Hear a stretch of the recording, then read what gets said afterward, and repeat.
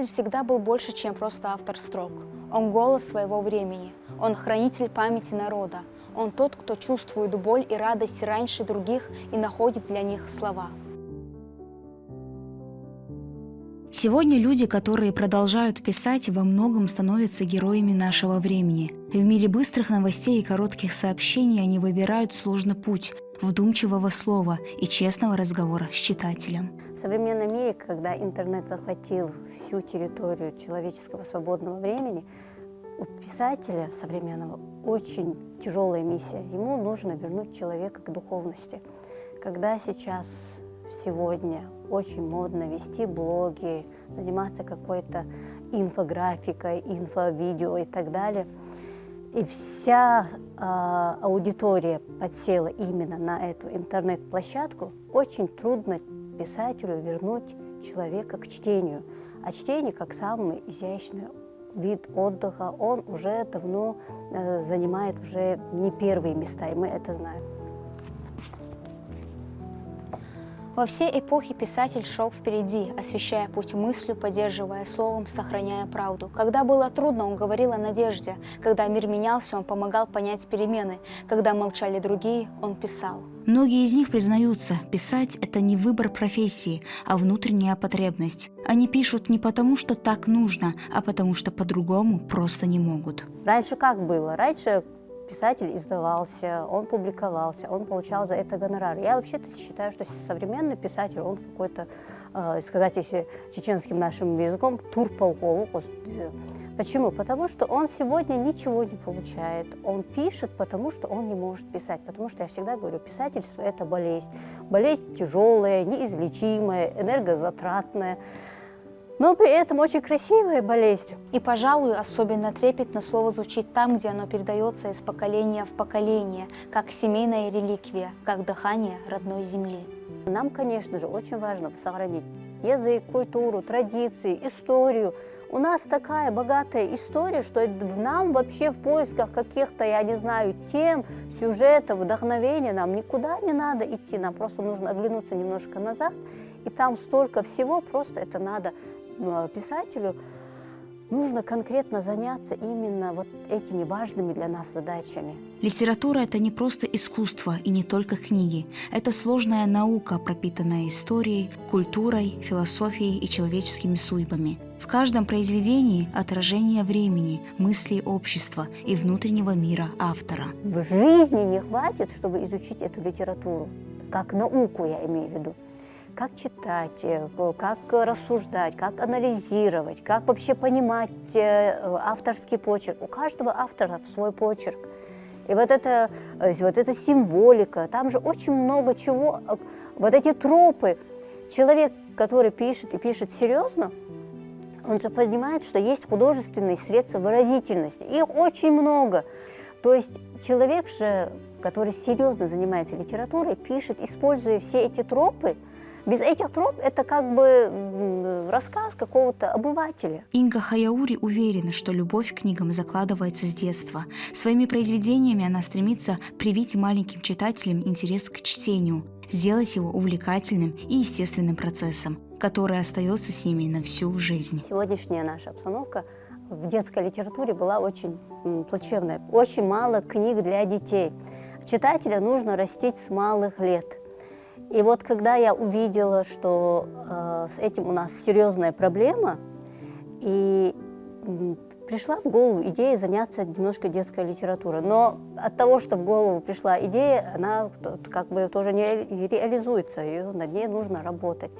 Таким образом, я начала сначала пришла идея, а потом ты уже действуешь. Разрабатываешь, как говорится, концепцию, как ты будешь идти к этой цели. И вот таким образом появилась первая книга Элпи Кочер, где на каждую букву чеченского алфавита были созданы четверостишие, как, допустим, у Владимира Степанова, там, как азбука Айва и так далее. Эмилия Элимханова – яркая представительница нового поколения авторов, которые формируют современное литературное пространство. Писать она начала давно, еще в юные годы, когда первые строки стали способом выразить мысли, чувства и наблюдения за окружающим миром. Любовь к письму у меня зародилась довольно рано, лет в 12, если мне память не изменяет. Изначально это были просто какие-то наброски на бумажках, на старых тетрадках. Я писала как на уроках в школе, так и дома, так и скрыто, так и наяву у всех на глазах. Изначально это были какие-то детские истории, без какого-то глубокого смысла. Но с возрастом, годам к 18, наверное, ко мне пришло осознание того, что через эти тексты я могу выражать не только то, что у меня на душе, но также боль других людей, разные истории, ситуации, жизненные ситуации. И со временем это пришло к тому, что это стало моей отдушиной. И так уже почти 10 лет. Покинув родину еще в детстве, она начала особенно остро чувствовать ценность родного языка, культуры и воспоминаний, которые со временем нашли отражение в ее книге «Голос Родины». Книга довольно биографична. Я частично рассказала и свою историю в ней. Основной посыл, чтобы человек всегда помнил, откуда он, свои корни, никогда об этом не забывал, даже несмотря на то, что он может жить на чужбине. Главная героиня у меня находится из-за военных действий в другой стране, в другом городе, с самого детства. И несмотря на то, что большая часть ее жизни проходит не дома, благодаря своим текстам она пытается донести до людей важность памяти, силе слова, Родины и воспоминаний, которые будут именно дома, несмотря на, возможно, хорошую жизнь в другой стране, все равно сердце всегда тянется домой.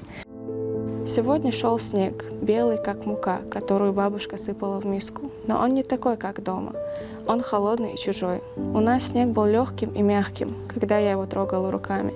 Здесь же снег режет кожу. Я очень боюсь забыть голос дедушки. Его шепот был, как ветер в камышах. Я записываю все, что помню, чтобы не потерять. Так началась ее внутренняя жизнь, жизнь между строк, где Чечня была живой, пульсирующей и настоящей. Страна, которую можно было пронести внутри себя, даже если снаружи ты становился частью чужого мира. С годами она росла, красивая и сдержанная, с прямой осанкой и гордой походкой. Люди говорили, что она гордая, а она просто держала внутри себя целый мир, которому некому было открыться. Она знала, что однажды она поедет туда, вернется в горы, к старому дому и бабушкиному платку на стене. Именно не знала, когда это произойдет, но это знание было для нее чем-то незыблемым. Как слово, данное дедушкой, как шепот земли, однажды услышанный босыми ногами на родных тропинках. В очередной раз, взяв в руки дневник, она поставила дату и со слезами на глазах вывела одно единственное предложение. Человеку нельзя жить без Родины, как нельзя жить без сердца. Учиться и развивать свои способности ей помогают опытные наставники, любовь к литературе и стремление постоянно совершенствовать свое мастерство. 2 года назад я пришла в Союз писателей и попала в студию Асламбека Тугузова, который нас и вдохновляет, обучает, иногда ругает. За эти 2 года он сделал нам очень много наставлений, в частности, мне очень много помогал, давал разные советы, подсказывал, что можно было бы исправить, что можно оставить и не трогать, мои плюсы, мои минусы. Все всегда со мной обговаривал. И, наверное, самое большое, что мне очень помогало, это его вера и поддержка. Никогда не было ни одного плохого слова, только вперед, ты сможешь, ты это сделаешь. И именно благодаря вот этой поддержке сегодня эта книга появилась, вышла в свет. Эмилия планирует и дальше работать над новыми книгами и продолжать свой творческий путь. Я уже начала делать наброски новой книги. Пока нет конкретного точного сюжета, но, думаю, в течение полугода я окончательно с ней разберусь, и в скором времени выйдет еще одна книга. Но создание книги – процесс долгий и многослойный. После того, как поставлена последняя точка, работа над текстом не заканчивается. Писатели нередко говорят, рукопись должна отлежаться.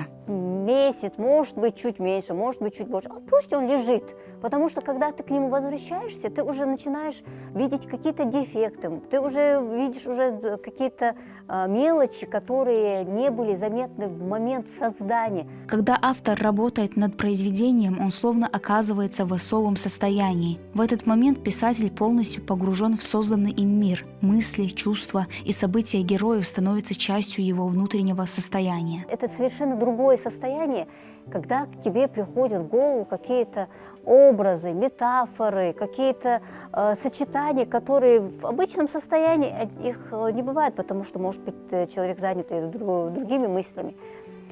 И вот после того, как ты уже сделал саморедактуру, до того, как дать ее редактору, ты делаешь саморедактуру, то есть ты шлифуешь текст, ты вот эти слова, которые не несут никакой смысловой нагрузки, это особенно в поэзии. Это мусор, это вода, их просто от них надо избавляться. Вот эти местоимения, которые вот для того, чтобы дополнить там строку или там недостающийся слог, это несерьезно. То есть нужны слова, и так это лаконичный жанр поэзии. То есть ты отсекаешь, вот как скульптор берет глыбу глины, да, отсекает все ненужное, получается скульптура. Такую же работу делает и сам писатель. То есть получается сначала срез, отсекается все ненужное, делается саморедактура и отдается редактору и корректору. После этой работы текст уже идет на верстку. После всей кропотливой работы автора над книгой наступает новый этап – типография. Здесь рукопись проходит несколько строгих проверок – корректуру, верстку, подготовку макета и окончательную проверку качества печати. Каждый этап важен, чтобы книга дошла до читателя в точности такой, какой ее задумал автор. После того, как поступает материал в типографию, вся эта литература художественная и учебники проходят через главного редактора. Она редактирует материал, корректирует его, потом материал уходит в компьютерный отдел, там мы делаем верстку, и после этого уже печатный цех. И как раз идет работа над «Жестокий ветер перемен» Абубиноевский. Автор принес нам уже готовый материал. Здесь мы сделали ему верстку, и идут сейчас у нас справки, идет корректура над этой книгой. Я получаю наряд, там все написано. Количество, плотность бумаги и сколько тиражей, экземпляров. То есть в данный момент вставляем пластины, потом обкатаем, чтобы лишнего не было, да? И запускаем. После печати она отправляется на пресс. После всех этапов работы над книгой наступает ее финальный путь – переплетный цех. Здесь произведение обретает свой окончательный вид. Страницы собираются в единое целое, обложка соединяется с текстом, и книга готова к тому, чтобы попасть к читателю. В конечном итоге книга попадает в переплетный цех. Это конечный результат выхода ее в свет. Вот. И из различных деталей этой книги у нас получаются прекрасные экземпляры. Технологический процесс нашего цеха, он начинается у нас с подборки. Вот подборочная машина, которая состоит в данном случае из 12 секций. Если листы имеют больший объем, то несколько раз заряжается эта машина и подбираются листы в блок. После этого у нас идет шитье нитками на марле.